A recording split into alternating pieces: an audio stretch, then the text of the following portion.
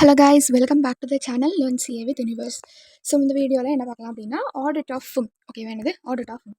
So audit of firm பார்க்குறதுக்கு முன்னாடி let's see sole trader. Audit of sole ட்ரேடரில் actually என்ன சொல்லியிருப்பாங்க அப்படின்னா, இந்த நம்ம ஆடிட் ஆஃப் ஃபிம்மில் வரக்கூடிய ப்ரொசீஜர்ஸ் எல்லாமே தான் இதுக்கும் வரும் அப்படிங்கிறத அதில் மென்ஷன் பண்ணியிருப்பாங்க. ஓகேவா, ஸோ எல்லாமே அட்வான்டேஜஸ் எல்லாமே நம்ம கீழே பார்க்குறது தான் சோல் ட்ரேடருக்கும் வரும்.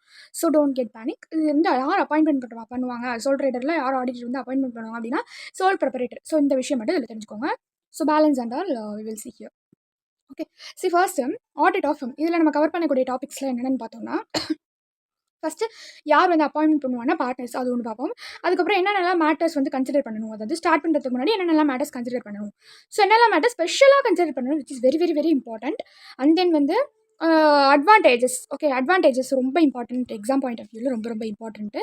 ஸோ அது வந்து பார்ப்போம். அதுக்கப்புறம் வந்து ஸோ ஒரு குட்டியாக அதுலேருந்து ஒரு கிளை மாதிரி வந்து பிரிஞ்சு மரத்துலேருந்து ஒரு பிரான்ச் வரும் இல்லையா. ஸோ ஒரு பெரிய மரம் இருக்குது அப்படின்னா அதுலேருந்து ஒரு பிரான்ச் வருது, சகஜம் தானே. அந்த மாதிரி இருக்குது. அந்த பெரிய மரம் தான் ஃபிம்னா அதுலேருந்து வர ஒரு கிளை தான் அந்த எல்எல்பி ஆடிட். ஸோ அப்போது லிமிடெட் லைபிலிட்டி பார்ட்னர்ஷிப்க்கும் ஆடிட் இருக்கா? ஆமாம் இருக்குது. ஸோ அதுக்குள்ளேருந்து வரும் இல்லையா. ஸோ அதனால் அவங்கள யார் அப்பாயின்மெண்ட் பண்ணுவாங்க, அவங்களுக்கான டியூட்டிஸ் என்ன அப்படிங்கிறதுலாம் பார்ப்போம். தென் அவங்களுக்கான அட்வான்டேஜஸ் வந்து பார்ப்போம். ஓகேவா, ஸோ அதான் வந்து நம்ம இந்த வீடியோவில் கவர் பண்ண போகிற விஷயம். சாரி ஐஸ். ஓகே, ஸோ ஃபர்ஸ்ட்டு யார் வந்து அப்பாயின்மெண்ட் பண்ணுறா அப்படின்னு பார்த்தோம்னா, இங்கே ஆடிட் ஆஃப் ஃபிம் பொறுத்த வரைக்கும் பார்ட்னர்ஸ் தான் அப்பாயின்ட் பண்ணுவாங்க. யார்? பார்ட்னர்ஸ் தான் அப்பாயின்ட் பண்ணுவாங்க. What are the matters to be consider before starting and audit of the ஃபிம்.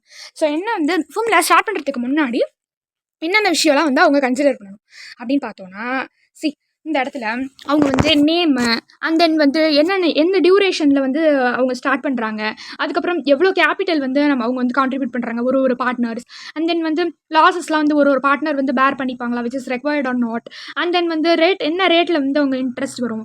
Okay, so நார்மலாக பார்ட்னர்ஷிப்பில் என்னென்ன குவாலிட்டிஸ் அண்ட் ஃபீச்சர்ஸ்லாம் இருக்குமோ அது எல்லாமே இந்த மாதிரி நம்ம கன்சிடர் பண்ணிக்கணும்னு சொல்லியிருப்பாங்க. ஓகேவா, ஸோ பார்ட்னர்ஷிப்னாலே நிறைய டியூட்டிஸ் இருக்கும். ஓகே, பேங்க் அக்கௌண்ட் யார் இந்த ஆப்ரேட் பண்ணுவா, இந்த மாதிரியெல்லாம் இருக்கும். ஓகேவா, ஸோ பேஜ் நம்பர் 9.34 பார்த்தீங்கன்னா ஒரு 11 பாயிண்ட் சொல்லியிருப்பாங்க. ஸோ அதோடைய கீவேர்ட்ஸ் மட்டும் நான் சொல்கிறேன், ஜஸ்ட் ஹைலைட்டட்.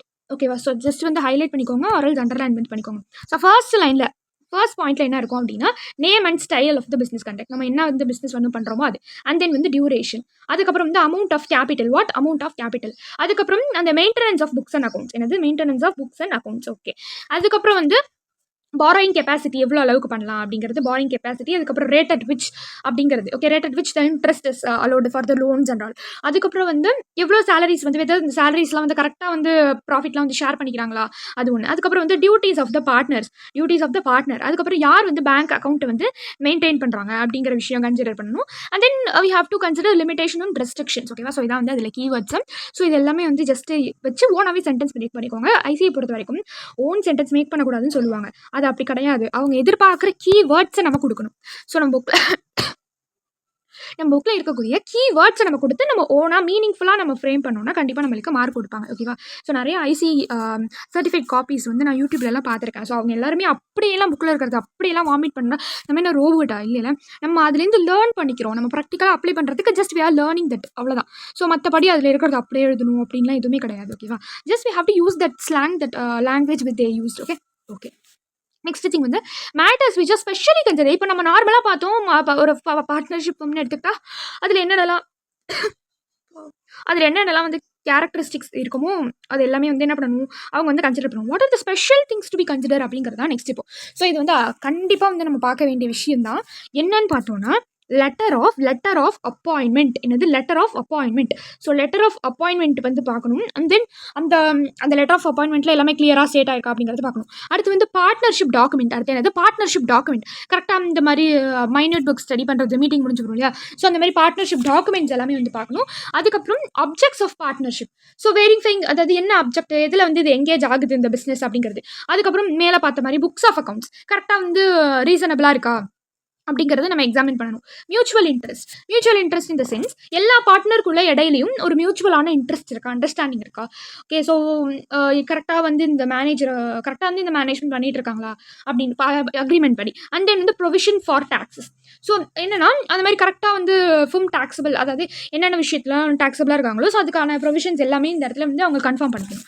அதுக்கப்புறம் வந்து டிவிஷன் ஆஃப் ப்ராஃபிட்ஸ். கரெக்டாக வந்து ப்ராஃபிட்ஸ்லாம் வந்து டிவைட் பண்ணி போகிறாங்களா, ப்ராஃபிட் அண்ட் லாஸ் இதெல்லாம் வந்து கரெக்டாக அப்படின்னு divider among the partners are not அப்படிங்கிறத அவங்க வெரிஃபை பண்ணிக்கணும். ஓகேவா, ஓகே. ஸோ இதுதான் என்னது specially to be consider before entering into the audit of firm. ஓகேவா? ஸோ நெக்ஸ்ட் இம்பார்ட்டண்ட்டான ஒரு விஷயம் அட்வான்டேஜஸ். வாட் என்னது அட்வான்டேஜஸ்?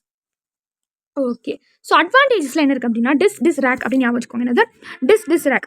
ஒரு ஃபிம் ஆடிட் பண்ணுறதுனால என்னென்ன அட்வான்டேஜஸ்? என்னது ஒரு ஃபிம்மை ஆடிட் பண்ணுறதுனால என்னென்ன அட்வான்டேஜஸ்? டிஸ் ரேக்னா என்னது? Dispute, dissolution, reliability, admission, control.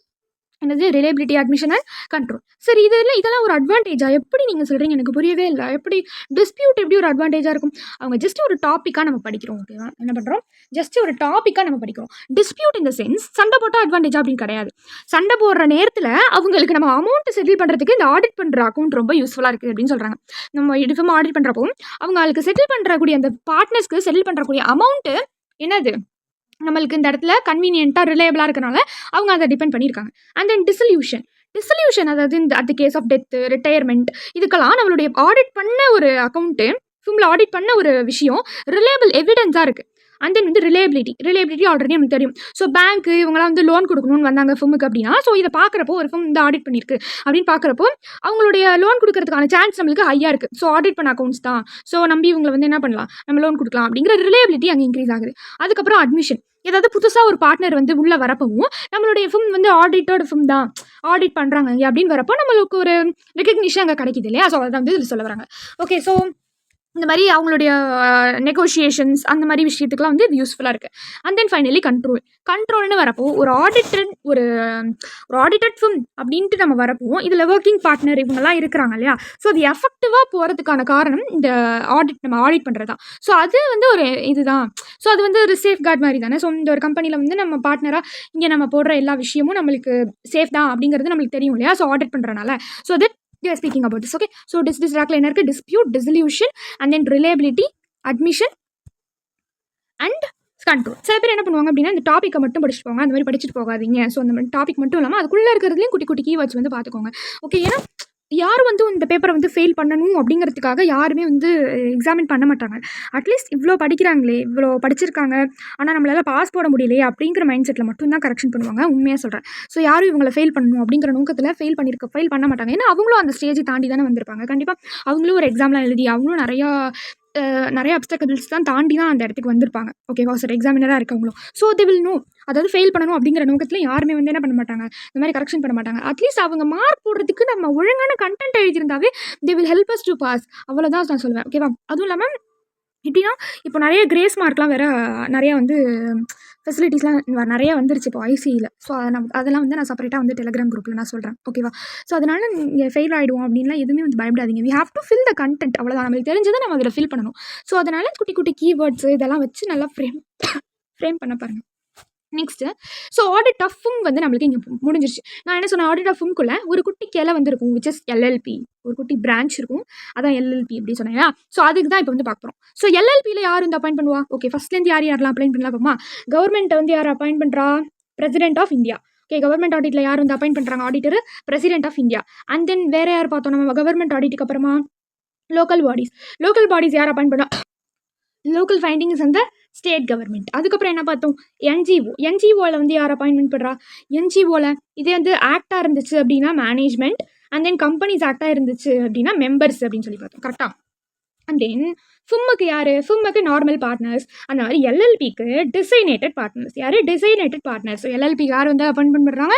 Designated partners. So எல்எல்பியோடைய advantages இது எப்படின்னா மேலே பார்த்த மாதிரி தான் வரும், ஆனால் இதில் கொஞ்சம் டிஃப்ரெண்ட்டாக இருக்கும். எப்படின்னா டிஆர்பிஆர் ஞாபகம் வச்சுக்கோங்க.